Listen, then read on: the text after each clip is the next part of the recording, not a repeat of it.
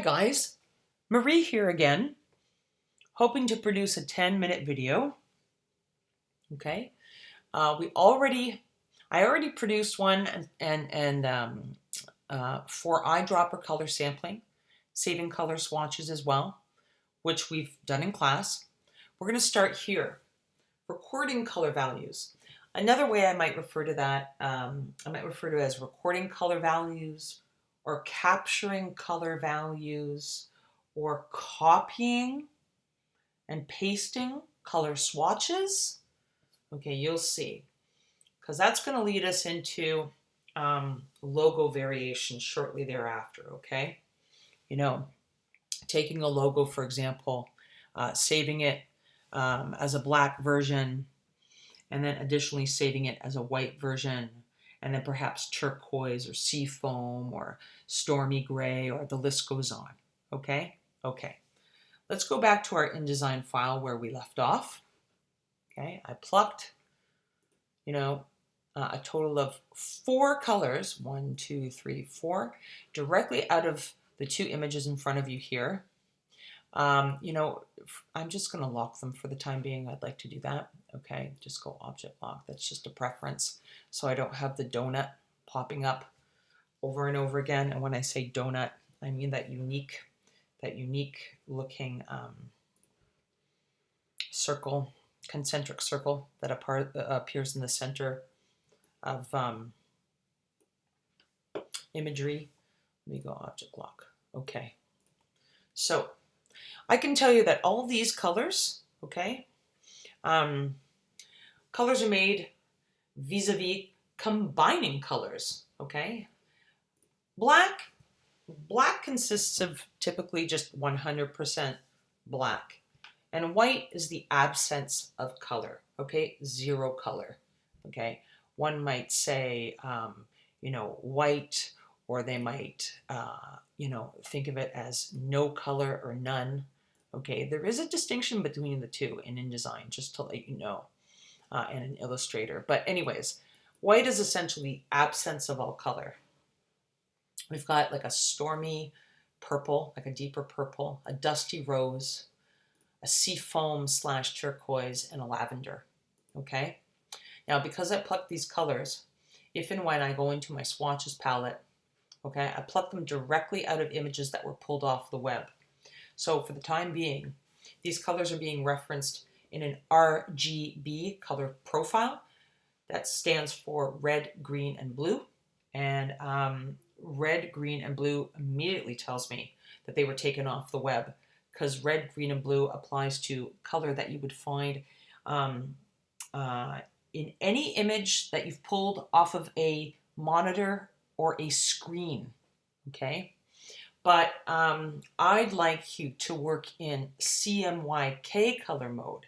CMYK stands for cyan, here we are, magenta, okay, yellow, and black. Okay, these 4 colors, okay, can essentially give you all the other colors you need in printer inks. Okay, for magazines, photographs, posters, business cards, so on and so forth. Okay, okay, cyan, magenta, yellow, and black. Okay, what does this file, what does this color consist of in terms of CMYK? Well, imagine you have a piece of paper and a pen, and I asked you to write this down. Okay, well, first of all, I would just have to double click on this little icon to convert the color to CMYK. Double click, okay? You get this dialog box with swatch options. Click the drop-down menu, scroll up, pick CMYK, and click OK. Well, if you were to write it down, okay, and I think that's highly beneficial, especially as you're learning software at this stage in your schooling career, I would write down to make this color in any other application like Photoshop or Illustrator, or for whatever reason to redo it again in some other InDesign file, you would write down cyan 62, magenta 56, yellow 27, and black 5. Okay, Similarly for Dusty Rose, if I wanted you to record the color values, you would double click this, okay? Click on the drop-down menu, scroll to the CMYK color value, click OK, and then record those ink values as cyan 34, magenta 69, yellow 20, and black 0. Same thing for turquoise or seafoam, whatever you want to call it, okay? Same thing for lavender. Double click and write the CMYK values down. Notice how they've all changed here? Okay. And you know what? I'm going to go into this odd yellow color and I'm going to click delete. There we go. Okay.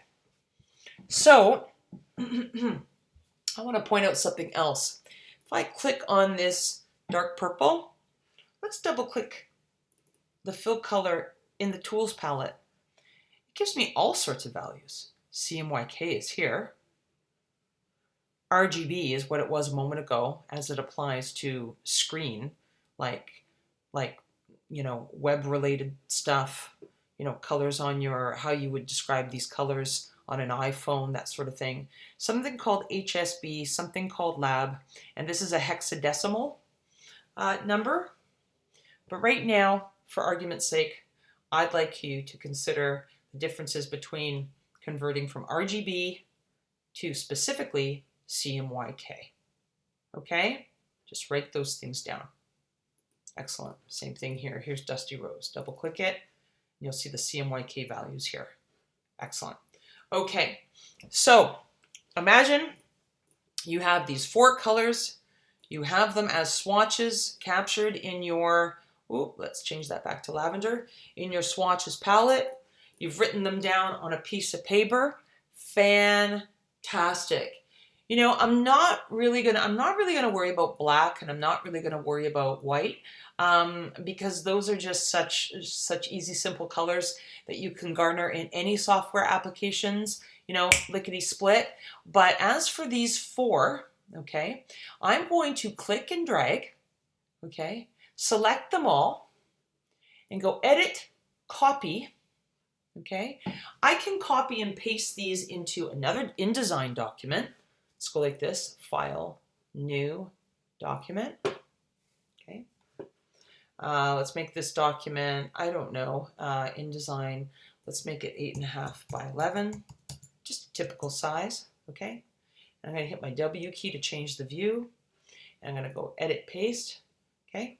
I can copy them in another InDesign file, open up my swatches palette, and you'll see that those color values will have been saved. What I don't understand is, hold on a minute. What I don't understand is why all the swatches didn't copy over. That is very odd, and I will resave them if I have to. Let's click on that, and click plus. That is so weird. Click on Dusty Rose, click plus, okay? Click on this seafoam, the value came over it. That's really strange. I don't know what's going on. And lavender, there it is. All 4 color values should have come over, okay?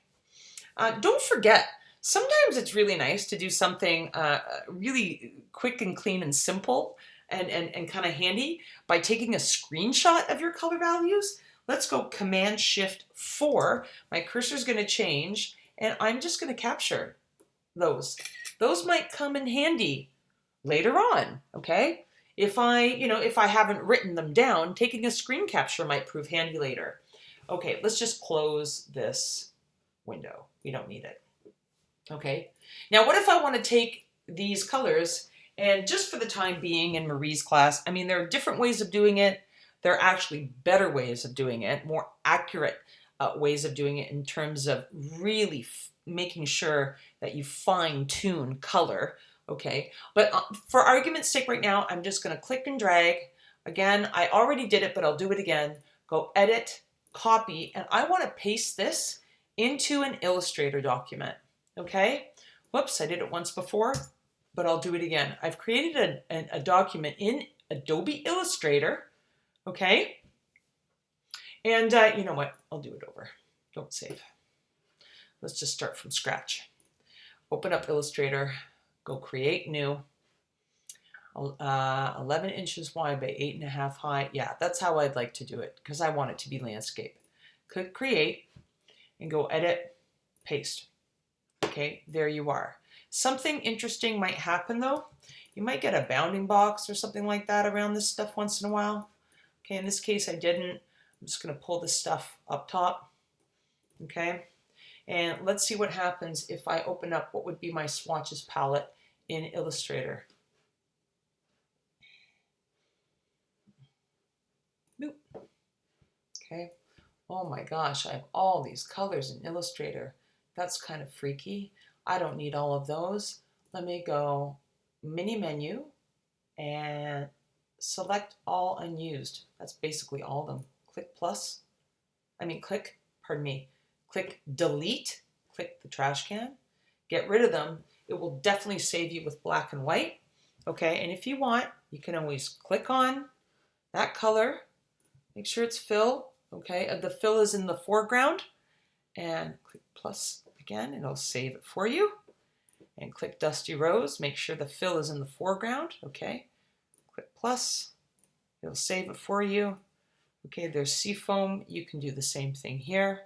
Okay, you don't have to do this, but I'm just showing you that the two are rather similar. As long as you click a swatch, make it active, and have your swatch palette open and click the plus sign, you can add it and then save it, okay?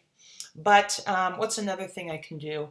I can also go File, Place, and I can always go and import that screenshot I took of these color values.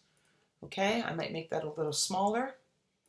Okay, you get the idea? But let's imagine I have a logo. Okay, I have a logo and it's black and I want to change it from color to color. I'm going to do that in a moment. Thank you.